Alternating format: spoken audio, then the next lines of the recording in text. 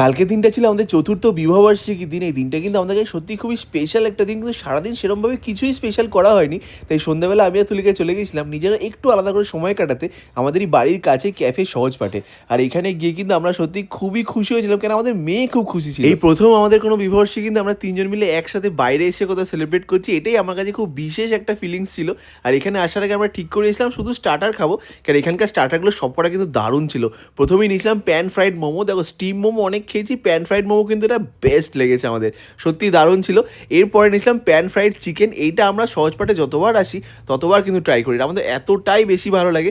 আর সত্যি বলতে এবারও সেরকমই ভালো লেগেছে, মন কিন্তু খুশি হয়ে গেছিলো এই একটা জিনিস খাওয়ার পর। এখানকার খাবারগুলো সত্যি এতটাই ভালো ছিল যে খাবো না করেও কিন্তু ফাইনালি মেন কোর্সের জন্য অর্ডার দিয়েছিলাম চিকেন আর তন্দুরি বাটার রুটিটা। এই দুটোই কিন্তু অসাধারণ লেগেছে, কম্বিনেশনটা ফাটাফাটি লেগেছে। তোমরা কারা কারা সহজপাঠে এসে এটা ট্রাই করেছো অবশ্যই কমেন্ট করে জানিও। চিকেনটার নামটা এই মুহূর্তে মনে পড়ছে না, কিন্তু সত্যি এটা দারুণ ছিল খেতে। আর আজকের দিনটা আমাদের খুব ভালো কেটেছে, কারণ আমাদের থেকেও বেশি এনজয় করেছি শ্রীনিকা। শ্রীনিকা খুশি তো আমরা খুশি, নিজের সন্তানের